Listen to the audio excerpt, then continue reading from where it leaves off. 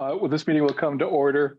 This is a meeting of the Bloomington Common Council in special session for Wednesday, September 23rd, 2020. Will the clerk please call the roll? See, I jumped ahead of you. So sorry. Councilmember. All right. May not be here. I see his picture, but no sound yet. Councilmember Rallo, do you want to affirm that you're here? I am here. Thank you. Thank you. Scambalori? Here. Rosenbarger? Here. Sims? Here. Lolan? Here. Piedmont Smith? Here. Flaherty? Here. Smith? Here. And Sandberg? Here. Awesome. Everyone present and accounted for. Here is a summation of tonight's agenda. We'll hear reports from the mayor and city officers, including an update from the Economic and Sustainable Development Director, Alex Crowley, on a grant from the EDA. Under legislation for second readings and resolutions, we'll be hearing Resolution 2015, a resolution extending the term of Ordinance 2011, Resolution 2016, supporting the painting of 2 Black Lives Matter street murals, one on Elm Street and one at a downtown location to be determined. We will then take up matters of the council schedule, followed by adjournment. Let's start with reports from the mayor and city offices. Mr. Crowley, welcome. Thank you. Can you hear me okay? Coming in loud and clear. Okay, great. So I'm going to share my screen. Take 1 second here. Can you see that okay? Yes. Yes. Great. Good evening, everyone. I'm Alex Crowley. I'm Director of Economic and Sustainable Development. I will be joined midway through this presentation by Kaisa Goodman, who is Special Projects Manager in Economic and Sustainable Development. The objective of this evening's presentation is to provide you an overview of an EDA grant that is in its final packaging mode right now and final review for a project called the Trades District Technology Center. So we'll give you a quick overview of the EDA grant itself, and then Kaisa will jump in and give you a summary of the concept. Before I get into that, I wanted to start by recognizing the significant effort that's gone into this, both by city staff, including Economic and Sustainable Development, but the Controller's Office was heavily involved, legal was heavily involved, the Mayor's Office, and others. And also recognize our outside partners who have been very strong collaborators on this project, including the BEDC that's helped to lead it, especially, and a variety of other partners. And those include the Indiana University Public Policy Institute, Axis Architecture, Rundell Ernstberger and Associates, the Chamber, the Mill, and many others. So a lot of effort has gone into this. And I wanted to also thank Councilmember Scambalori and the Sustainable Development Committee for their support via a letter that was prepared, which I think you should have in your supplemental packages for the EDA. So I will take you through a quick presentation, and then Kaisa will also take some of these slides, and then we will open it up at the end for questions. Just about the EDA. So the EDA is the Economic Development Administration. It's an agency that resides within the U.S. Department of Commerce, and it supports programs to help make it easier for businesses to start and grow in the United States. The EDA works hand in hand with local economic development partners to advance their locally developed projects, projects that are tied to their region's long-term sustainable economic development strategies. With the CARES Act came $1.5 billion that was sent to the EDA to be distributed for economic development assistance programs to help communities develop, prepare, and respond to the coronavirus. Basically, what that allowed the EDA to do was to give a nationwide eligibility for applicants, relieving them of having to demonstrate additional economic development, economic distress to be eligible. So the coronavirus was kind of a great equalizer from that regard. And then the eligible applicants for this CARES Act EDA grant that was announced back in May and is the one that we are submitting against are state and local governments, nonprofit organizations working in cooperation with local government, institutions of higher education, and Native American tribal governments. So the EDA projects are typically designed to help communities catalyze public and private partnerships, foster collaboration, attract investment, create jobs. So attracting investment and creating jobs are very important priorities for the EDA, and foster economic resiliency and prosperity. The kinds of things that EDA projects can support are, revolving loan funds, access to capital, recovery strategies with plans based on the coronavirus, implementation of entrepreneurial support and technical assistance programs, and the last bullet, which is the one that is probably most relevant to ours, construction of critical infrastructure and facilities that will support economic recovery and job creation. What's particularly appealing about these grants, typically the EDA does a 50-50 match. So 50% EDA money against 50% of local match funding. In the case of the CARES Act grants, the CARES Act funding match at the EDA goes up to 80%. So it's 80% federal grant and 20% local for a total of 100% of a project. That is a significant increase in what they typically match, and makes this particularly both appealing from our perspective, but incredibly competitive, as you might imagine, from the perspective of other applicants. So we have been focused very much on timing, on getting these in as quickly as the grant in as quickly as possible, and also to make our project as appealing as possible. Which we believe this is because of the uniqueness of what we're proposing. One of the key requirements of the application, and there are a variety of requirements, is something called a Comprehensive Economic Development Strategy, or CEDS, C-E-D-S. And those must be included with the application. So a CEDS strategy needs to be included, or a CEDS equivalent document, which is what we put together. So if one does not have a full out CEDS strategy, you can do an equivalent document, a CEDS equivalent, and submit that to fulfill that requirement. And the project must be consistent, of course, with the strategy or the equivalent strategy. And the BDC and the city of Bloomington have collaborated on an initial CEDS equivalent document for the application, and intend, under the leadership of the BEDC, to really blow that into a much more substantial document in the remainder of this year and into 2021. You'll see on the right, a CEDS has a fairly strict and formulaic table of contents, which include background, a SWOT analysis, a strategic direction and action plan, evaluation framework, and those formats are predetermined. There are important additional criteria that EDA looks at: jobs, I've mentioned, investments, also opportunity zones. And as you'll see from Kaisa's remarks, the proposed site that we are preparing for this application actually falls within one of Monroe County's 4 opportunity zones. So that gives us a little bit of a boost there. The priorities that the EDA looks for, again, are pretty straightforward. They need to meet recovery and resilience investments, explain very clearly how the project would prevent, prepare for, and respond to coronavirus, or respond to economic injury as a result of coronavirus. And as I mentioned, there were some other priorities that you can align with for added competitiveness. Is it a critical infrastructure? Do you have workforce development?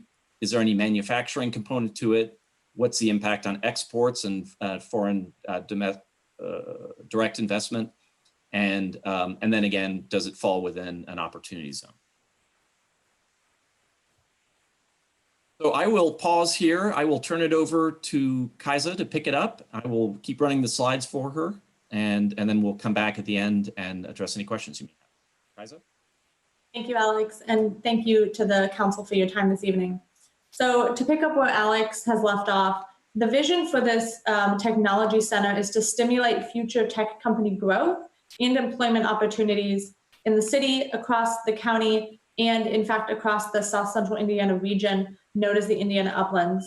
The goal is to contribute to a stronger brand for the region in terms of technology and to connect growing tech companies with national and international networks and encourage cross-pollination between different tech companies.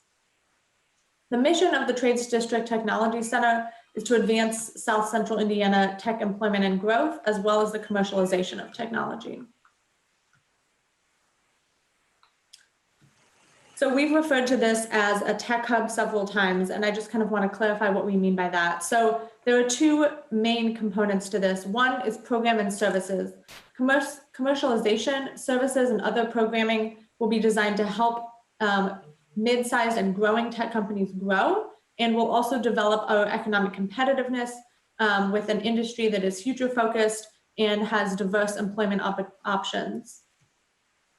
Beyond that, the building itself will hold Class A office space that will house growing as well as established tech companies, and that will provide tenants space for convening, having meetings, and that could be both for tech companies that are actually tenants of the building, as well as other local tech companies that may not have office space there on a regular basis, but may need space for meetings. So the goal in combining both growing and established tech firms is to foster that greater innovation through the exchange of ideas and expertise. So the target audience for this are companies that are beyond the startup phase. So potentially companies that have graduated from the mill that are too large for that space, but are still looking to grow, as well as mature firms, which may be seeking to cross-pollinate with other companies or spin off an idea or start a new line, and in other ways seek to broaden their own input of ideas and seek to employ more individuals. So it will be located in the Trades District, just north of City Hall, which is a centrally located certified technology park in downtown Bloomington. And as Alex mentioned, is one of the 4 opportunity zones in Monroe County. So we have established a nonprofit titled the Trades District Technology Center, Inc. And this entity has been established to run the center by providing the services previously mentioned and by managing the physical facility that offers office and meeting space. The RDC, which currently owns the land, will retain ownership of the land as well as ownership of the structure once it is completed, and will lease the building to the nonprofit, which will in turn run day-to-day operations. So I just wanted to elaborate slightly on one thing that Alex mentioned earlier, which is that we have been working with many partners across the city, county, and region with regards to this project. So we have completed a feasibility study, real estate feasibility report, environmental analysis, and architecture and engineering work with the respective partners. We've worked extensively with economic development partners across the region, and we have really received letters of support from those economic development partners, several local tech companies, and elected officials ranging from our senators to our county commissioners, as well as the Sustainable Development Commission. So just to kind of show everybody what we're looking at, you can see here on this map that the tech center would be located in the Trades District, catty corner from the mill. The goal of this is to create a physical space that is welcoming and invites cross-pollination between those two potential giants of the tech hub in Bloomington. So this is a rendering by an architecture and engineering firm of what the proposed building would look like. This is the result of the preliminary engineering report, or phase 1 of the project. And this is from the northeast corner, which is the corner of Madison and Makers Way. And the architects and engineers have attempted to incorporate elements that kind of an homage to the existing buildings in the area, specifically the mill and the other showers buildings, with the dark metal and the wood cutouts, while also having a building that is modern and forward-thinking. And just to kind of give an idea of the scope of what we're looking at, the top red circle there, the building square footage, we're talking about a building that's a little over 31,000 square feet. It would be, as you may have seen in the model, it would be 3 stories tall in sections, and then 2 stories tall with the roof deck on other sections. The bottom red circle, indicating a number just under 10 million, is the total projected costs for the construction of the building, including all other fees related to that. And again, that would be, should we get the grant, that would be about an $8 million grant and just under a $2 million match, which the RDC has committed.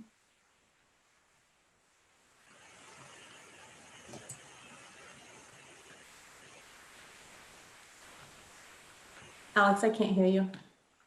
Looks like you're talking. Are there any questions?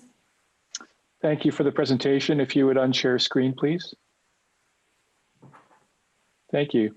Thanks for the presentation. Are there any questions for economic and sustainable development? Would the chair of our committee like to say a few words before we go to questions? Councilmember Sims actually has a question. So. Okay, Councilmember Sims. Thank you. Thank you, Mr. Crowley and Ms. Goodman, for that report. My only question, and I support that wholeheartedly and hope that we get the grant and are able to do what we can do. My question is longer term sustainability. Have we thought about future financial impact moving forward? I mean, how will it be sustained? Will it be tenants that will sustain it financially? Would there still be some resources provided by the city? And in particular for about the next 3 years, I think is most important. So can you share your thoughts on that? So thanks for raising it. So there are a couple of things. Number one, yes, we have a detailed operations plan. So the operations plan is not just the building operations, right? You have a standard kind of a set of expenses that come with building. But on top of that, you actually have also the programming that Kaisa was talking about. The program component also has expenses tied to that. So we have a detailed cost breakdown for those expenses, those 2 groupings of expenses. And then separately, we've also projected conservatively what the building revenues might look like. So there's going to be leased office spaces in the building, and that lease revenue will have some vacancy associated with it. So we try to put that forward, and we've been working closely with developer talent to really understand the dynamics of that to make sure it's right. And then so you've got building income, which is just pure lease income. And then you also have sort of more programming income, and that can be a little bit harder to project, although we had a good look at the Mills financials to understand what they have been realizing under normal circumstances. So we have a sense of what kind of, things like event rental income can come from a building like this, and we've designed to try to drive some of that. And then there's also potential income associated with sponsorships, which the mill also has going on. So we look at all of that. And as you point out, the first couple of years of the building like this are going to be difficult, in particular because like we did with the mill when we launched the mill, we got ahead of that by actually programming for the mill before the building was ever opened. And that was meant to essentially grow the momentum so that by the time the doors open, the brand was out there, the programming concept were out there, and we were open the door in full speed. And the idea here is to do the same, but that means that actually in the first year, there is a potential gap. There is a gap in the economics that we've run, and that gap will diminish over time, but the first year doesn't have the benefit of building revenues. So it's probably most significant in that first year. It is most significant according to the models. And then after the building opens up, you have the opportunities for stabilization and for break even. Now, the EDA requires that the building be self-sufficient, break even, over a 3-year period post-opening. So that is absolutely necessary. And they are very rigorous as they evaluate grants, because they don't want to be throwing money at a losing proposition. So a lot of the work that's been going into this is really meant to meet their requirements, but also to project out accurately what our ongoing liabilities are. So that first year is pretty high. It's probably in the realm of $250,000 of gap if we do not have sponsorships or any other kind of income going against it, which we may, so it could be offset. And then following that, it operates in the 100 to 150 range as the building operations go up and the income starts to come in that way, with the goal of basically by the end of the 3rd year, the building is break even. Okay, thank you for clarifying that. Thank you. Very encouraging. Thank you much. Further questions? Councilmember Piedmont Smith. Yes, I was wondering if the building was planned to be built to any LEED certification or other green building standard? Well, so the green building ordinance applies, and we are looking very carefully at the kinds of investments we can make to make it as strong as possible from a LEED or LEED-like level. LEED, as you know, is one of a number of other of standards we could use. You'll notice, for example, one of the architectural flourishes on the building was the solar array on the roof, which was meant both to contribute to the sustainability of the building, but also architecturally to suggest the sawtooth from buildings in the vicinity. So there are ways to do that both for pleasure and for necessity. And we're looking at that. The preliminary drawings and the preliminary work, which was done very, very quickly, would need to be redone essentially once and if the grant were awarded. And it's really at that moment that we'll be digging deep to make sure that this building is as sustainable and strong as possible. I would just add to that the preliminary engineering report does show a green roof for a large portion of the roof, and the rest of it will be a white roof. So where do the solar panels go then? Where do they, what? I'm sorry? I'm sorry, I was just thinking, okay, if part of it is green and part of it is white, where are the solar panels going to be? You saw an awning. So the green roof that Kaiser was talking about was to the north of the building around an outdoor area. The remainder of the roof will be the green roof there. The solar panels are kind of further south on the building. They come over a little bit, but they really stretch over the top of the building all the way down towards the south. And under that will be the white roof. Thank you very much. Mm-hmm. Further questions? Councilmember Smith, did you have a question? Yes. Thank you, President Volan. Thanks for the presentation, Ms. Goodman and Mr. Crowley. Tell me when you're going to market it and when people are going to be tenants, can you give me, for example, a couple of different types of, is it tech companies that are, it's going to be personnel? Is it going to be command centers for some kind of a software that is housed there and, maybe cast across the globe or the US? Tell me what you're thinking there. Yeah, so I think by the latter, you're talking more about equipment more than people, right?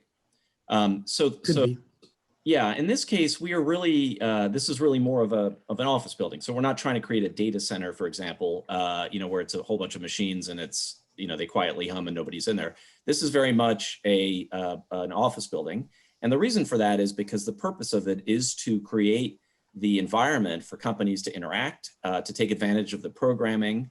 So the kinds of tenants that would be in there can range across the gamut. It can be companies that have just graduated from the mill, for example, that want to accelerate the commercialization effort. It can be spinoffs from the university that have SBIR grants.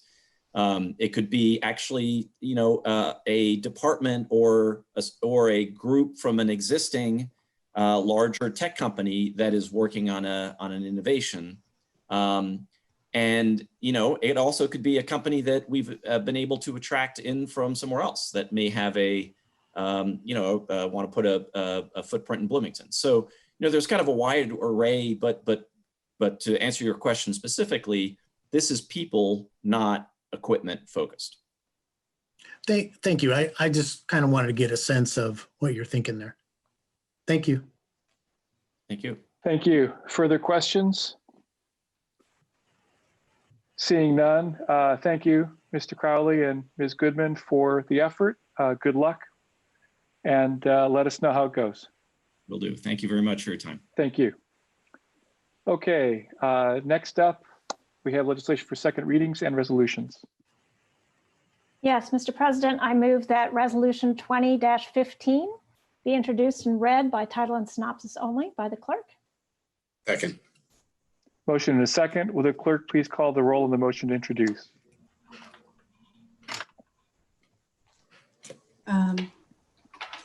Yes, Councilmember Rallo, Yes. Scambaluri, Yes. Rosenbarger, Yes. Sims, Yes. Volin, Yes. Piedmont Smith, Yes.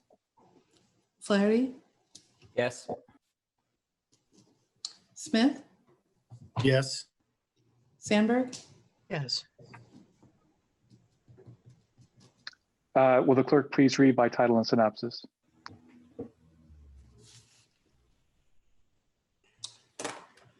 yes.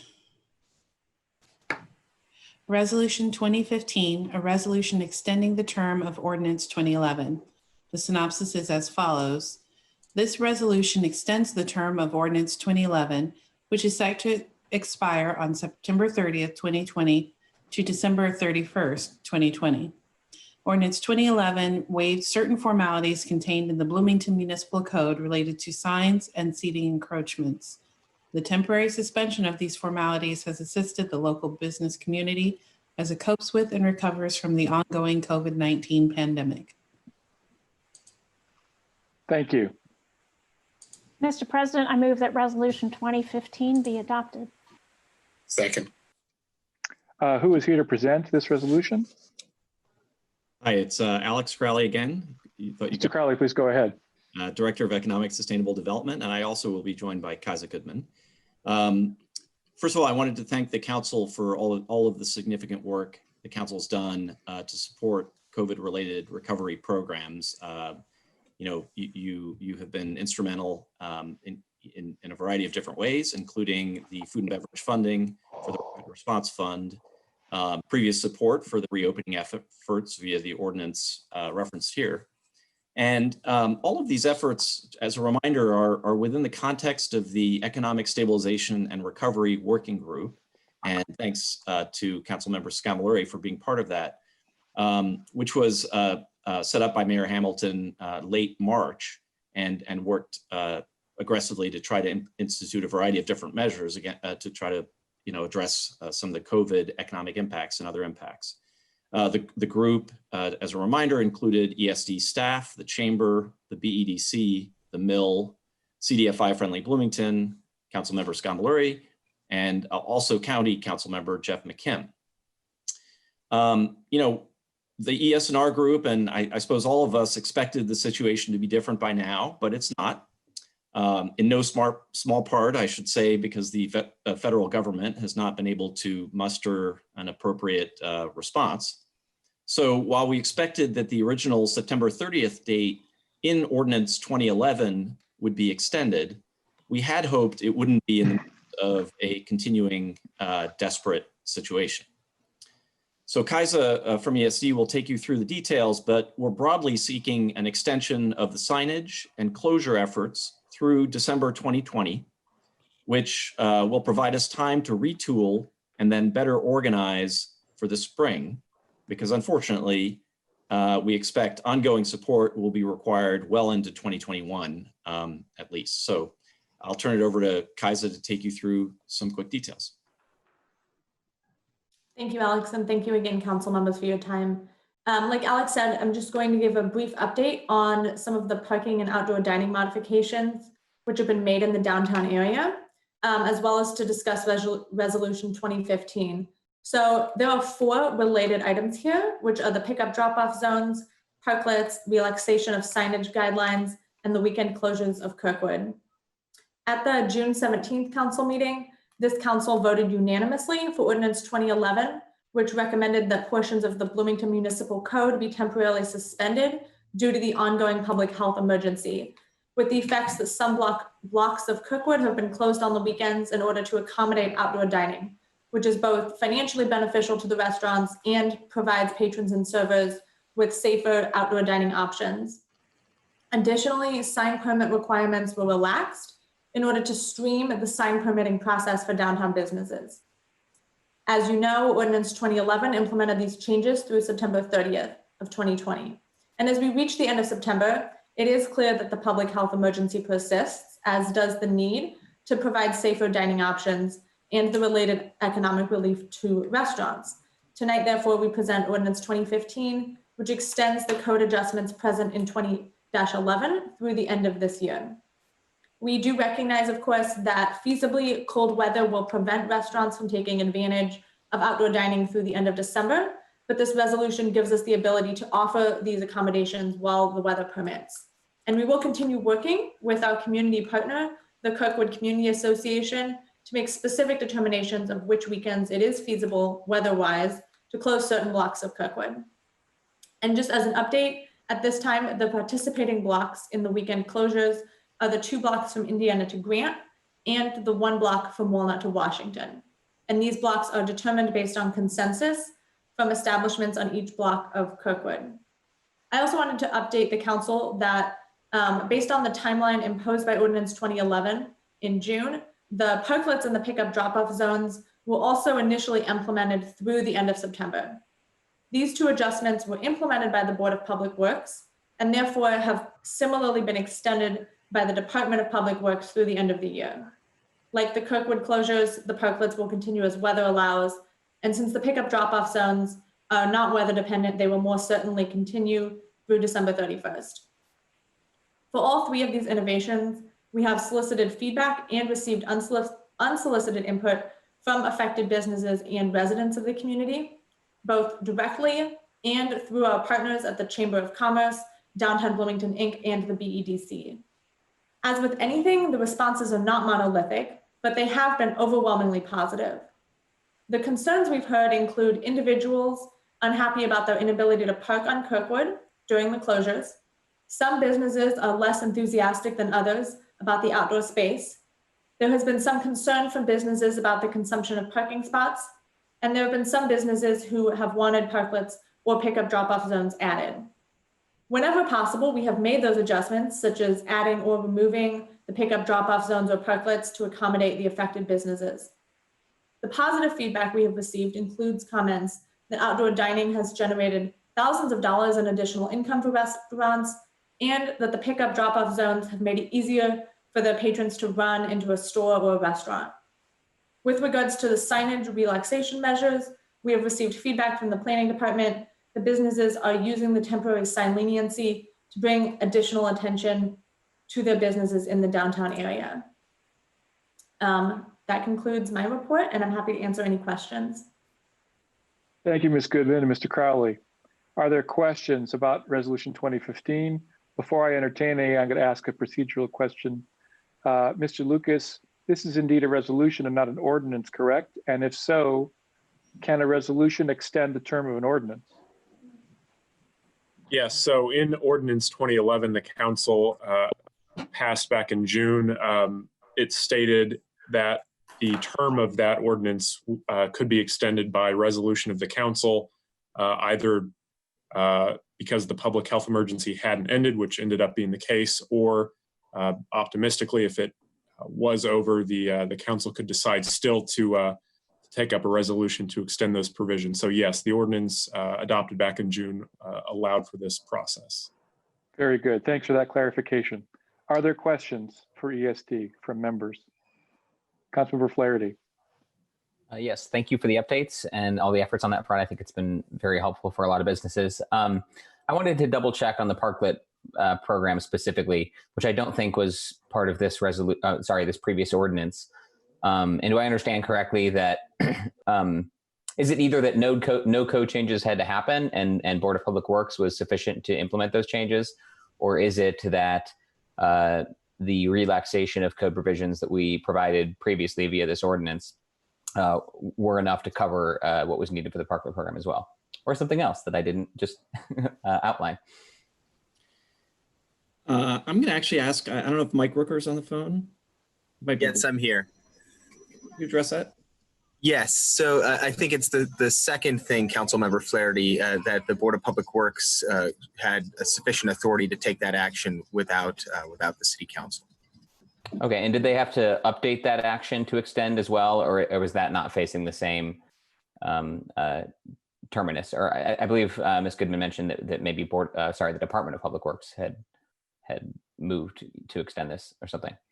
Yes, so the Department of Public Works has taken on temporary closures to allow for certain weekend activities and for parklets. So I believe that no additional action is required. The September 30th terminus wasn't an issue for that particular program. Okay, does this fall under the 180-day order allowance we have, or something else entirely? These That's closures? correct. Okay, thank you. Further questions from members? Councilmember Piedmont Smith. Yes, so Ms. Goodman, you mentioned that there were a few concerns expressed about the 4 different measures that have been instituted to help businesses this summer. Have there been any businesses on the blocks of Kirkwood that were closed off on the weekends that have expressed that it's actually hurt their business? So in determining which blocks to close, we do work with KCA, and their approach has been, I believe, very thorough. They've reached out to not only restaurants and retail businesses, but even some of the churches on those blocks and other impacted establishments. And they have not had a 100% agreement, but they've had a strong consensus as to what would be most beneficial. Some of the restaurants on those blocks have not chosen to take advantage of the outdoor seating. And I believe there was one restaurant in the 2 blocks on the east side that were closed that expressed that they would rather have had the parking available. But again, it has been a strong consensus in favor of the outdoor dining. So the city has not heard complaints from specific businesses that said this has actually hurt their business? There were, Alex, were you? Well, no, yeah. So we've tried to, as we discussed when Ordinance 2011 first started, we very much relied on KCA as the interface, and that was practical as well as frankly, because we didn't want to get caught in the middle of intra-block challenges, and we wanted them to do that, and they were willing to do it. So we've heard, as Kaisa said, we've heard indirectly through KCA. I have personally not been contacted that I'm aware of by any restaurant that has expressed any direct kind of concern about it. I have been contacted by residents who, send a U report in saying, why'd you close the block? I can't park anywhere, anywhere, and things like that. It's not widespread, but it's happened once or twice. But to answer your question, I have not been contacted directly. Okay, and not by any non-restaurant businesses either. And not by no, but we have gotten we've gotten direct concerns about the placement of parklets, at least in one case, from a business that was a non-restaurant, I should say. And that business was saying, hey, wait a minute, you're impeding it was what Kaiser was talking about. You're impeding the cumulative parking availability, and the benefit is accruing to a business other than my own, right? And so we have gotten that, and we've worked with businesses, to try to make sure that everybody's kind of understands what we're trying to do. In that particular case, there was plenty of parking around, so we felt like that was reasonable. All right, thank you for that feedback. Thank you. Further questions? Seeing none, we'll go to the public for comment on Resolution 2015. Is there any member of the public who would like to comment on this resolution? Please raise your hand in Zoom or type into the chat.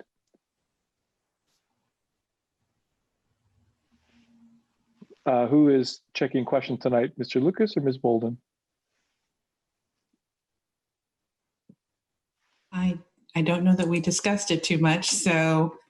Does anybody see any hands raised? Yeah, we do have a question, so I'll go ahead and read it. This question is from Dave Askins with B Square Beacon. The question is, many of the measures that were enacted as part of the ordinance seem like good ideas independent of a pandemic, even if it was the public health emergency that has prompted us to try some of these things out. Is there any interest on the part of the City Council in using the time between now and the spring to legislate some new flexibility into the city code itself, so that in the future, city staff can make judgment calls in a nimble way that would not require a City Council approval every time some variant of an idea gets tried out? Thank you. Any further comment from the public?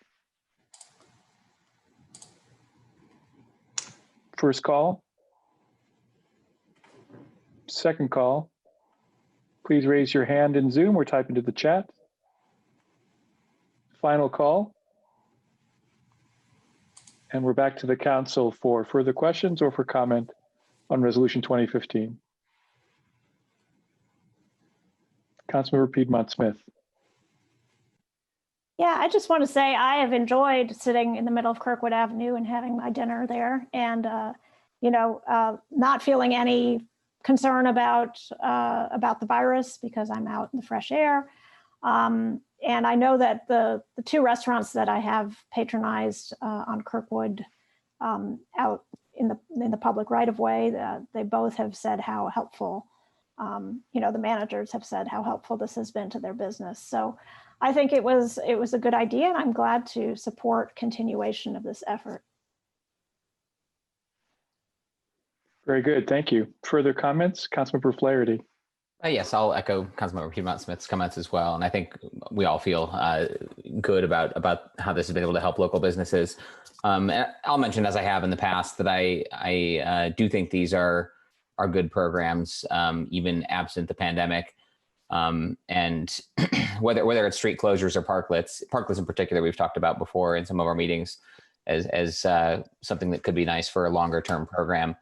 So I absolutely would like to talk more with staff about that going forward and what makes sense in terms of council's role, whether it's changing code to allow that program to be implemented flexibly and allowing some more flexibility there, or whatever we would need to implement on our end to allow for that. So just going to speak in favor of that again, and maybe follow up via email and see just what staff thinks about that. So thank you. Thank you. Further comments from members?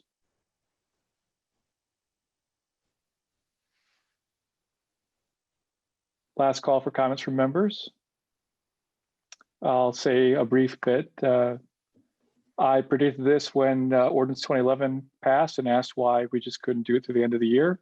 I'm glad to see that this prediction has come true. I'm going to make another prediction now, which is that sometime next year, we're going to make this at least some portion of this ordinance permanent. I think that closing the street, part of the time at least, is a fantastic idea. I don't think that one or two parking spots is going to damage anybody's business. Those who say that sort of thing tend to feel like they should have ownership over particular parking spot because it's right in front of their business. And we've had a pretty consistent policy that's echoed in the Parking Commission that as a city, we've had a policy of not giving public right of way on the street to any individual whenever possible. In fact, we've reduced the private residential parking. We've eliminated the private residential parking program that allowed people to rent and reserve a spot on the street that no longer exists since 2018. So I think it's a matter, I mean, especially with the bollards that have been installed to be put up easily. Kirkwood is demonstrating that outdoor dining is here to stay regardless of whatever pandemic may be in town. So I'm looking forward to seeing an ordinance that permanently implements the ability to close the street at least some days of the week. With that, is there any other comment before we go to a vote? Seeing none, will the clerk please call the roll on Resolution 2015? Yes, Councilmember Scamilleri, Yes. Rosenbarger, Yes. Sims, Yeah. Yes. Volin, Yes. Piedmont Smith, Yes. Flaherty, Yes. Smith, Yes. Sandberg, Yes. and Rallo. Yes. Resolution 2015 passes 9-0. Thank you, everyone. Madam Parliamentarian. Mr. President, I move that Resolution 20-16 be introduced and read by the clerk by title and synopsis only. Second. Motion and a second. Will the clerk please call the roll on the motion to introduce? Yes, Councilmember Rosenbarger, Yes. Sims, Yes. Volin, Yes. Piedmont Smith, Yes. Flaherty, Yes. Smith, Yes. Sandberg, Yes. Rallo, Yes. and Scamilleri. Yes. Okay. That's 9-0. Thank you. Will the clerk please read by title and synopsis? Yes. Resolution 2016 supporting the painting of 2 Black Lives Matter street murals, one on Elm Street and one at a downtown location to be determined. The synopsis is as follows.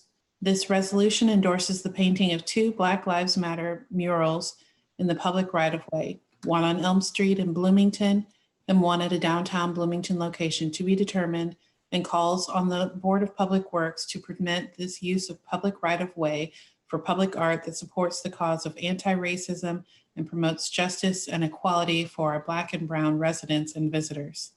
Note, this resolution was revised after release in the legislative packet on September 18th, 2020, and prior to introduction at the September 23rd, 2020 special session to reflect the possibility that more than one artist might be hired to complete the murals. Thank you. Mr. President, I move Resolution 2016 be adopted. Second. We have a motion and a second. Who is here to present? Sean Starwitz here, ESD Arts Director. Please go ahead. Yes.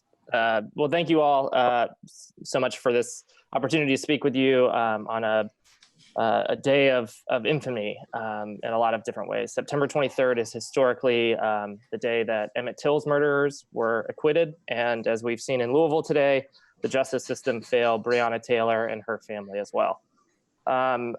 This project came about through the Banneker Community Advisory Committee, as well as the Bloomington Arts Commission. And following the incidents at the 4th of July in Lake Monroe, Banneker Community Center Advisory Council presented the opportunity to engage in local and national dialogues around the role that public art and the injustices we've seen in our community and nationally be brought to the table.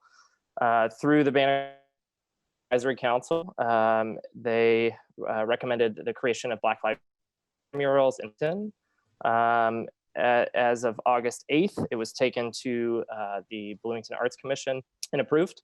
And we are seeking this resolution tonight to be adopted. I'm also joined here with Eric Pearson and Michelle Whitney and Joy Roberts, who are members of the Banneker Community Center Advisory Council, which they can further explain their role and their process in this and hopefully open up a larger conversations around the public policies we're hoping to pursue. I think the legacy of public art has always been seen as the kind of linchpin or the action that leads to the direct policies that are addressed in our community or that need to be addressed.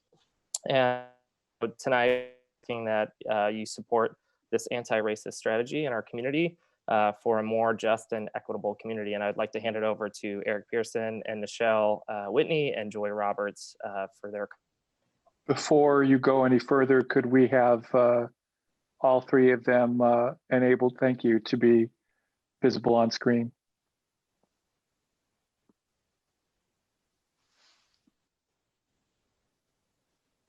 Yes, I believe Michelle should have the ability now to activate her video and audio. And I'm sorry, Sean, who was the other person that you said was here? I believe Joy joined us. Eric, do you? Yeah, Joy, she texted me. She's on her way to pick up her son. She's still connected through her phone. That's fine. Video is not an option right Just now. want to make sure that they had the chance to be able to enable video. There you go. Thank you. Please go ahead. Good evening. Before we get started and I send it over to the advisory council members, I wanted to read a prepared statement. My name is Eric Pearson. I'm the program facility coordinator at the Banneker Community Center within the Parks and Recreation Department. In my role, I also serve as the staff liaison to the Banneker Community Center Advisory Council. The process that has taken place with the Banneker Community Center Advisory Council to develop and propose 2 Black Lives Matter street murals began in July, but in actuality started long before that. This distinguished group of Bloomington residents has been forming over the last 2 years. These individuals reflect the diversity seen within users of the Banneker Community Center and are committed members of our community. Each member is civically involved in other capacities outside of the BCCAC and bring valuable perspectives to each conversation. This group came together because they care about Bloomington and the Banneker Community Center and bring with them years of experience and dedication that have culminated in meaningful dialogue on critical issues. These honest and heartfelt exchanges represent the cultural foundation that this proposal was built on.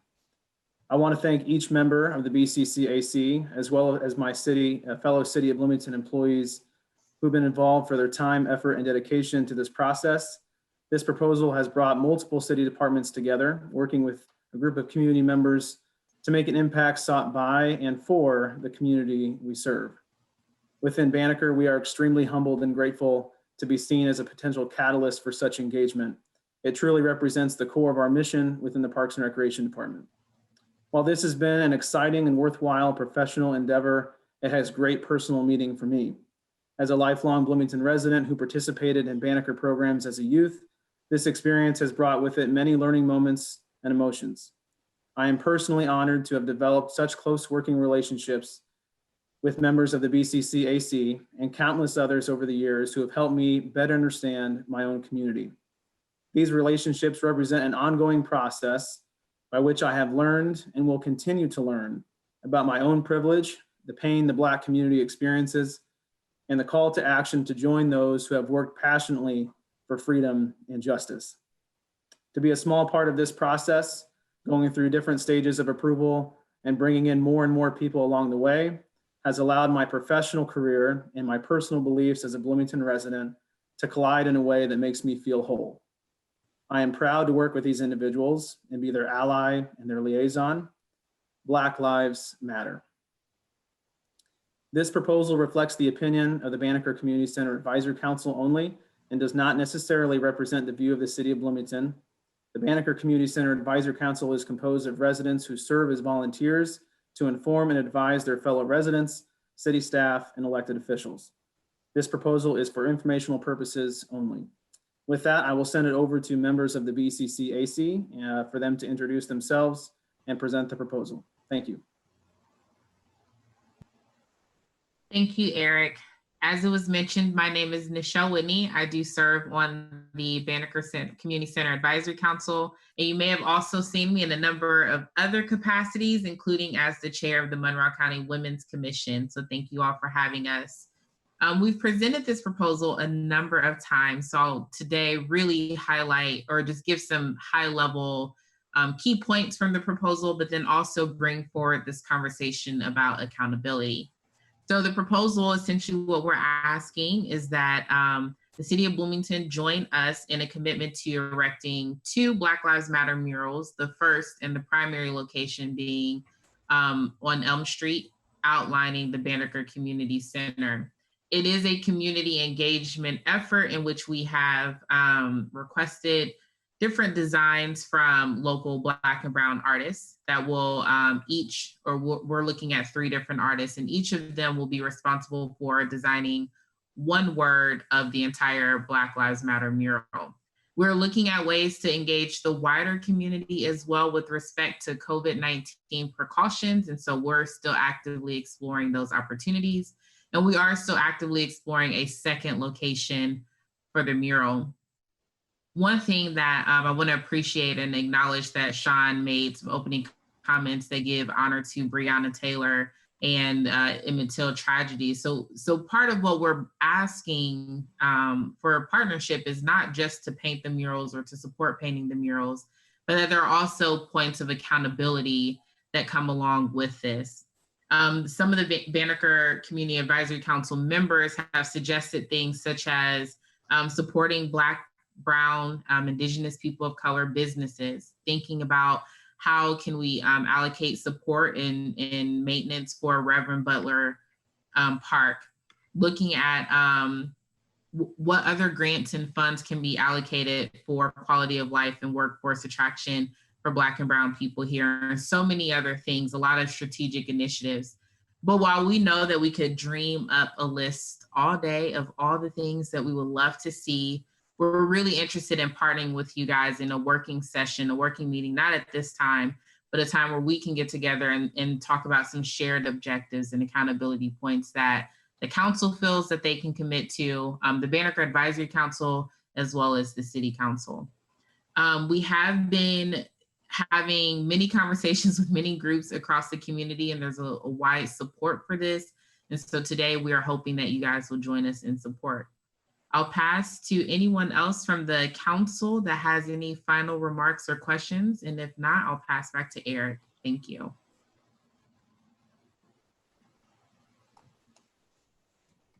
Does that complete the presentation? Yes, happy to answer any questions you may have.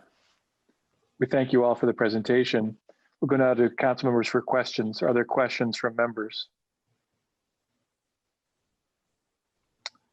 Does not seem like there are questions from members.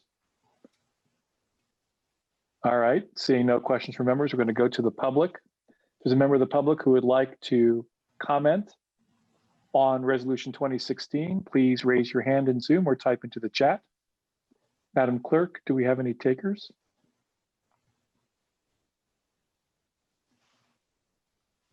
We had a raised hand from Autumn, just saying. Yeah, I can see it. Thanks, Nichelle. But I'm having trouble unmuting her. So Autumn, if you'd like to go ahead.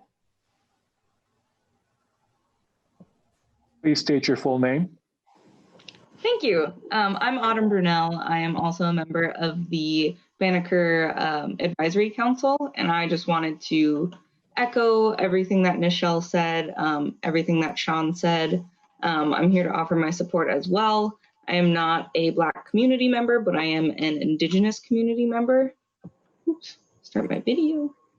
Sorry. But I am an Indigenous community member, and we are all in this together as Brown and Black people within the city of Bloomington. And we find that this statement is extremely important because it is taking this official anti-racist approach that many community members have been asking of the city And again, we as council members, or not council members, advisory members, are very interested in learning more and having this working session to further determine how we can continue to move forward as an anti-racist community that is actively portraying Black Lives Do Matter. So I want to thank you for your time, and I appreciate being able to have this on the agenda tonight. Thank you. Is there further public comment? Please raise your hand in Zoom or type into the Zoom chat. First call.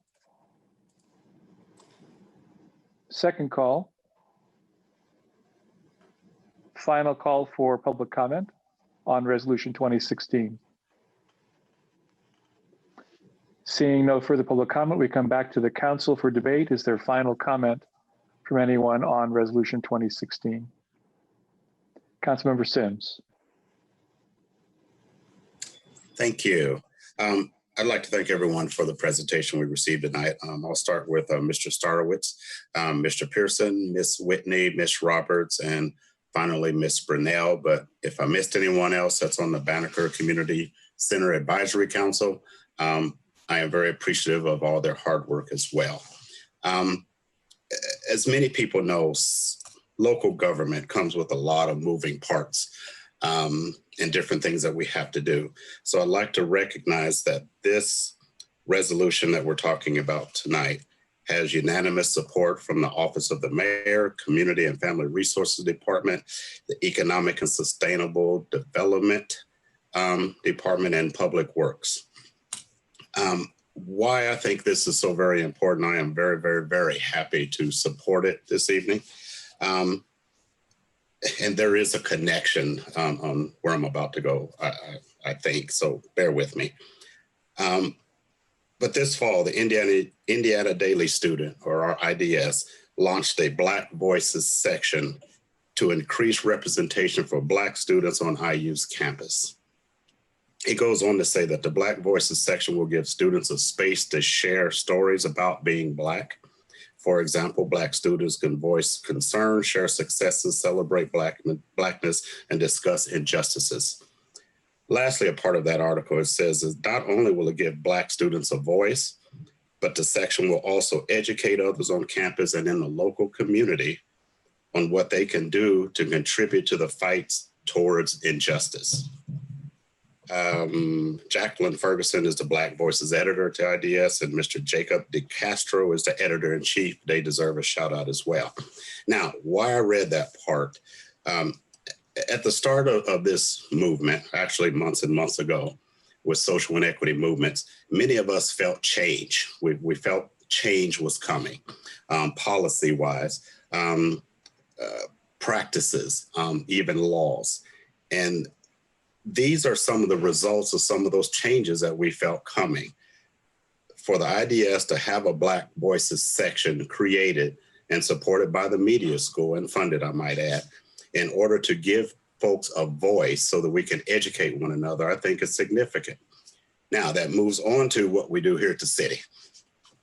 With the Banneker Community Centers Advisory Council, I mentioned moving parts earlier.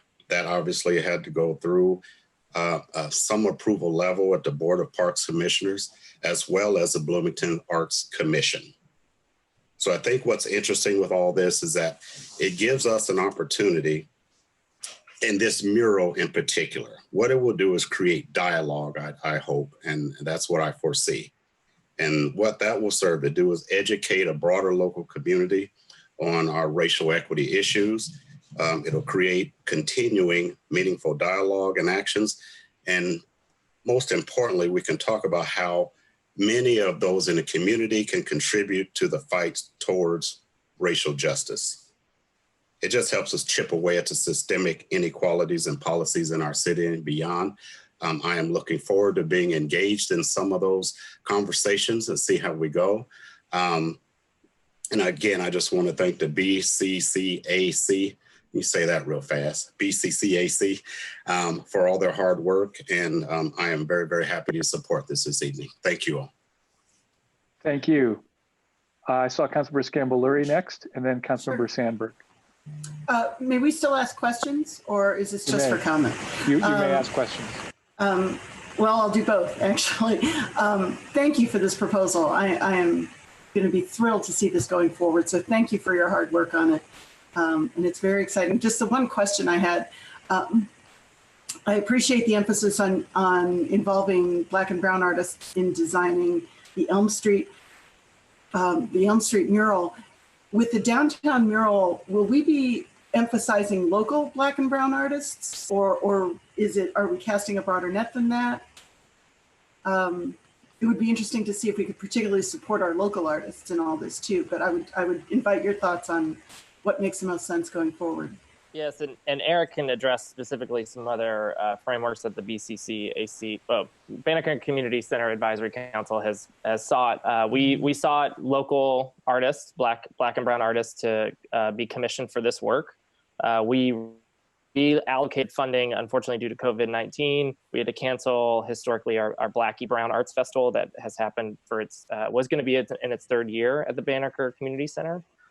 So the priority for the Elm Street design is to be a more kind of artistic mural. I would say, if you are familiar with what Indianapolis did on Indiana Avenue, it's that kind of style. And then the downtown location is more for, because of it likely being a high traffic street, will be more of the high traffic paint, white, black. We're looking at different colors that we can get, and what would be best in terms of the investment and use of the street.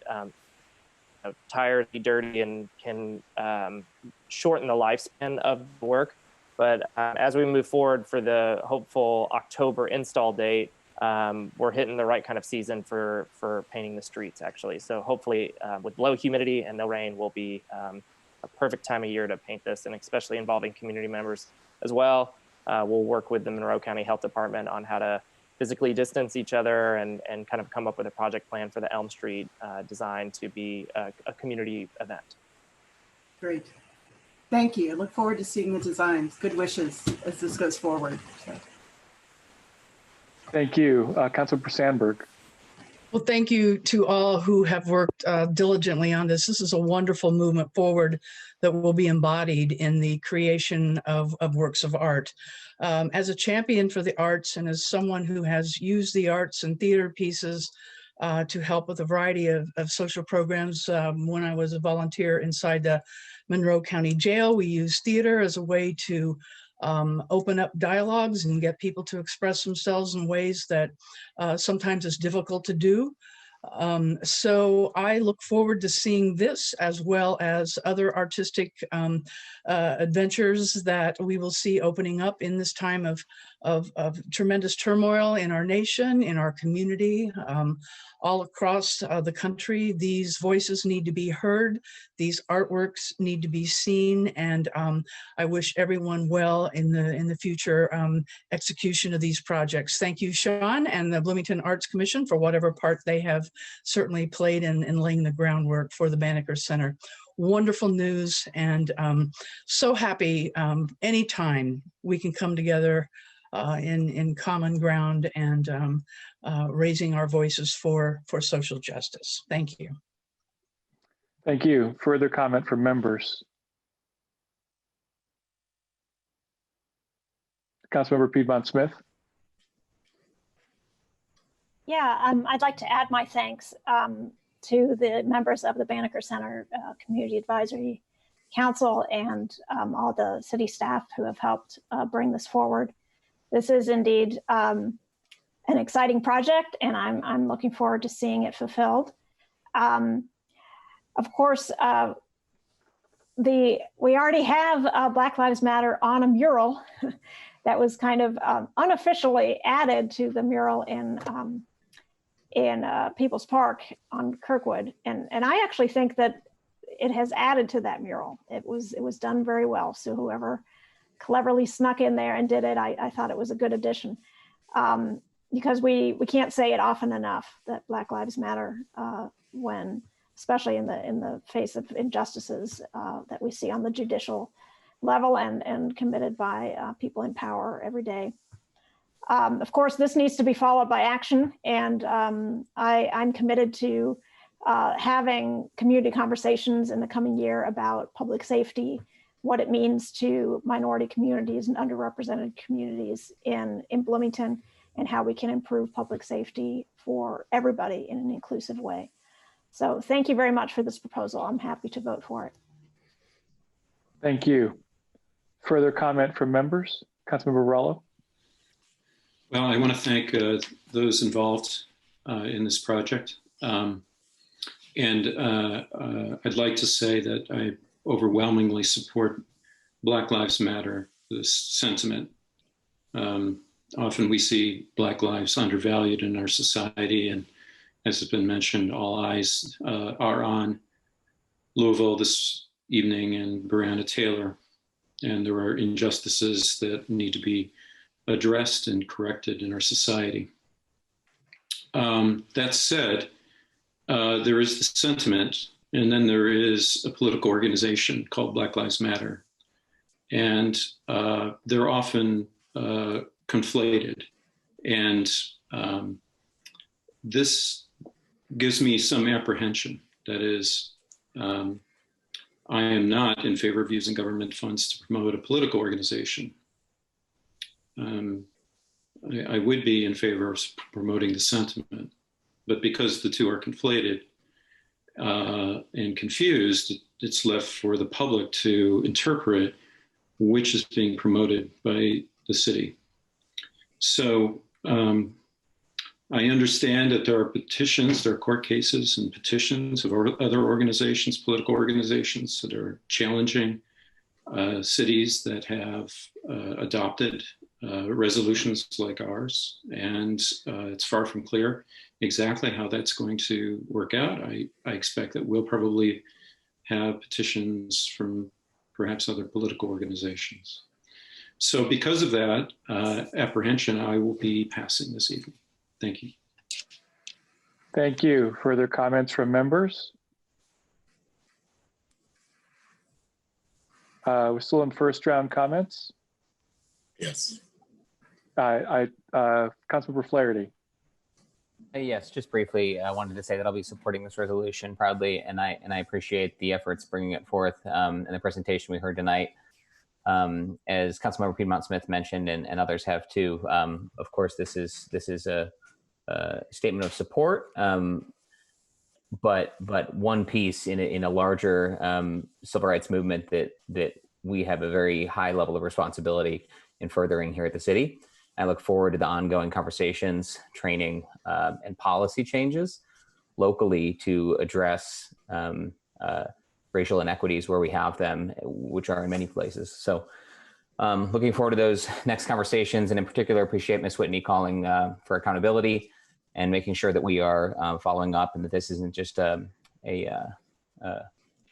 expression of support now, but that it's living and ongoing and stimulating conversation, as Councilmember Sims said as well. So thank you again, and I'll stop there. Thanks. Thank you. Further comment from members? First round. I'd like to say briefly that I will be supporting this resolution tonight. I'm glad to see that my colleagues will be for the most part. I did hear a comment in the presentation about wanting to work with the council in the future.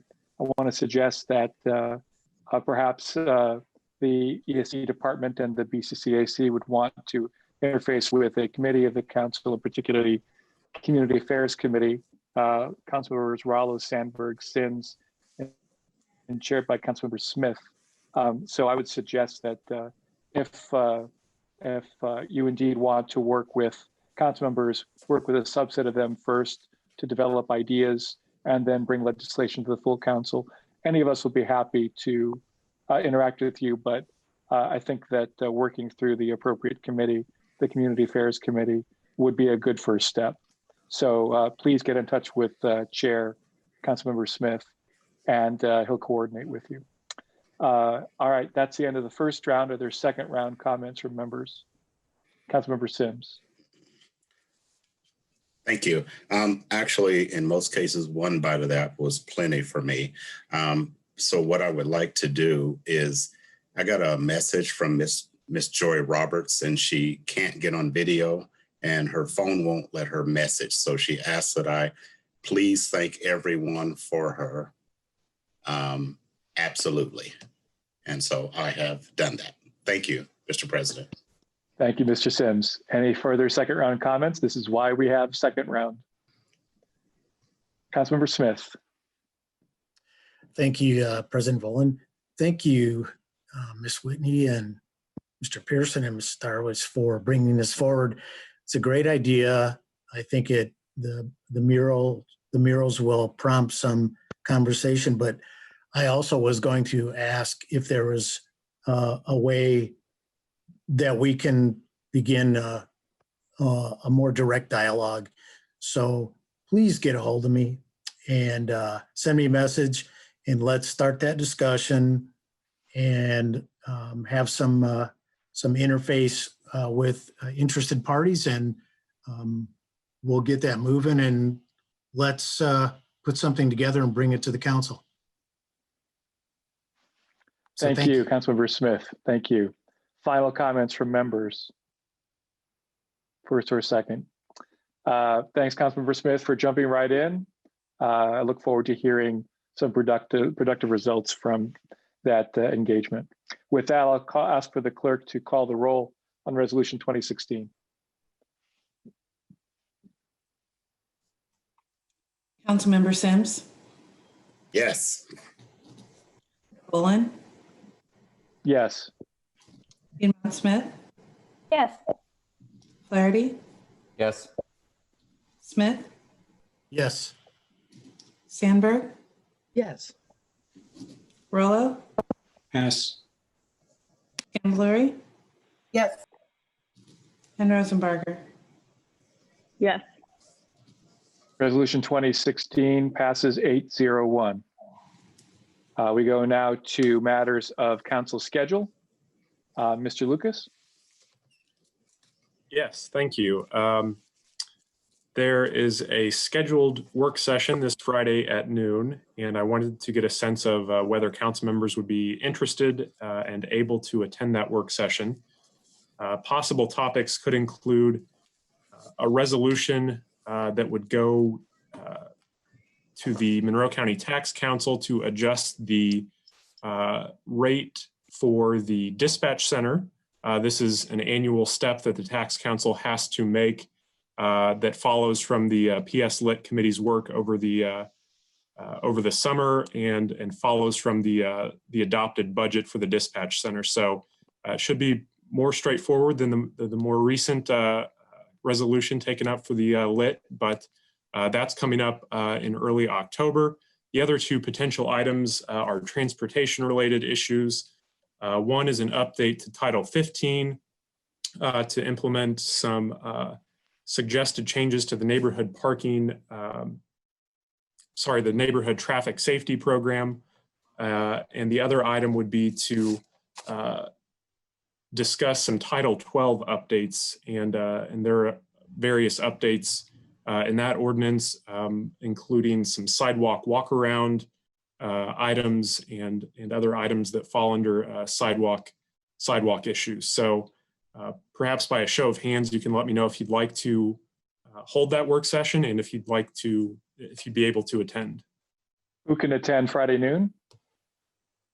Looks like we've got a majority, so let's go ahead and schedule that for Friday at noon. Thank you. And the only other reminder I'd like to give is that next week kicks off our budget legislation. The actual legislation for the budget will be released this Friday in our packet and then introduced and discussed at a special session next Wednesday, followed by another special session on October the 14th for a potential vote on the legislation.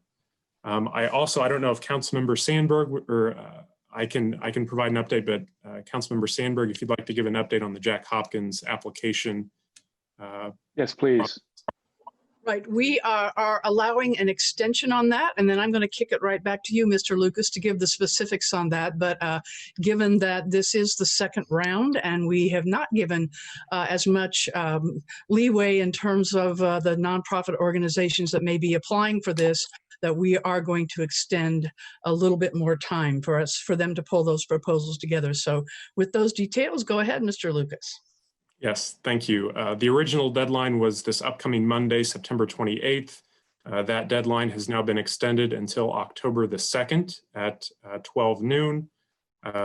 Agencies interested in applying can find all of the relevant information on the Jack Hopkins website, and they will find an application, information about the criteria, and details for the schedule through the rest of the fall. So any interested agencies that have questions should also contact the council office by email to reach out with any issues with the application. And yes, this has been a fast process. So thank you to that committee chair Sandberg for the extension of that deadline.